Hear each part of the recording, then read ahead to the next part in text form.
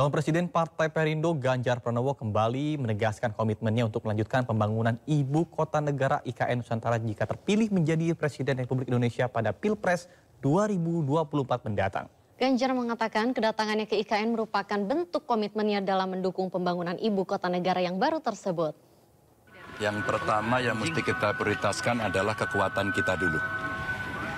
Kalau kemudian sektor-sektor pemerintah dalam arti aset yang mesti dibangun kita optimalkan dari anggaran kita. Ketika kemudian kita ada dukungan dan itu dengan model PPP bisa kita berikan, maka mereka mesti kita ajak. Dan itu cerita insentif, cerita kemudahan, cerita kepastian. Itu.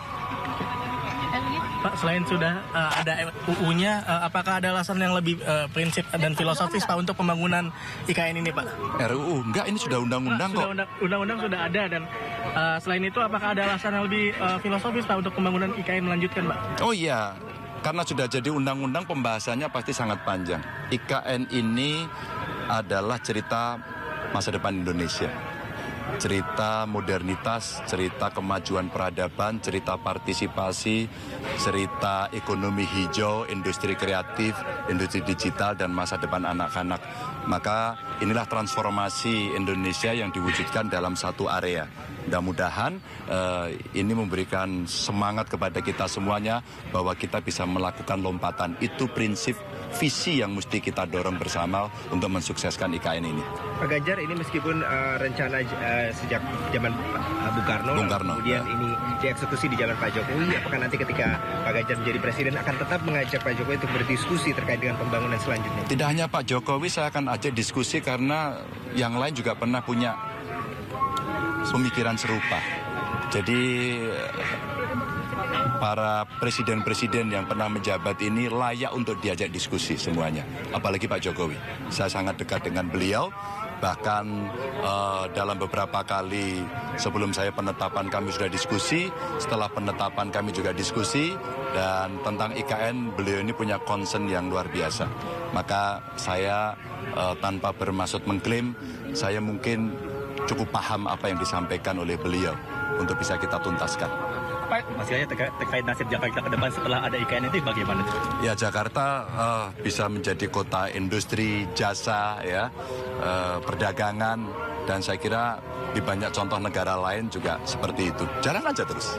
Pak, IKN kan butuh anggaran yang besar Pak. Gimana untuk pembangunan di kota-kota lain yang masih banyak punya kekurangan juga gitu Pak? Oh iya, saya kira kalau daerah-daerah pinggiran seperti Kamarin, Pama terluar, ya, terdepan, maaf termiskin, ya, dengan 3T itu kan kenapa kami kunjungi lebih dulu.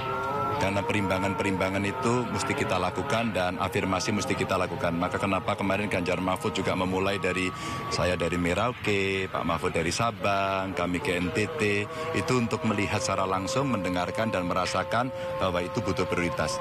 Jadi kita tidak bisa berpikir bahwa seolah-olah uang negara APBN nanti akan habis semua di sini. Tidak, karena ini butuh proses yang perencanaannya sudah terukur, sudah disiapkan. Maka daerah-daerah yang perlu mendapatkan bantuan itu tidak boleh kita tinggalkan. Jadi akan tetap proporsional ya Pak ya? Wajib itu. Pak Ganjar, ini kalau kita mengingat pembangunan kota Jakarta dulu, begitu Pak, ini kan ada kekhawatiran dari masyarakat adat dan juga masyarakat lokal yang nantinya akan tergusur begitu Pak ke depan setelah pembangunan IKN. Proses ini cukup panjang, maka libatkan mereka dari awal. Maka tadi saya tanya berapa persen kira-kira orang lokal yang sudah ikut bekerja di sini, 30%.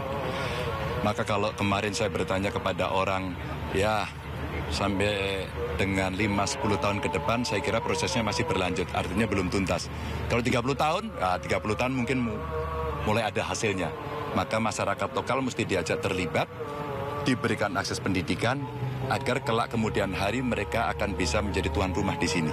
Dan itu gapnya makin kita bisa perpendek. Dan hanya dengan pendidikan mereka akan bisa ya sederajat dengan yang lain, setara dengan yang lain.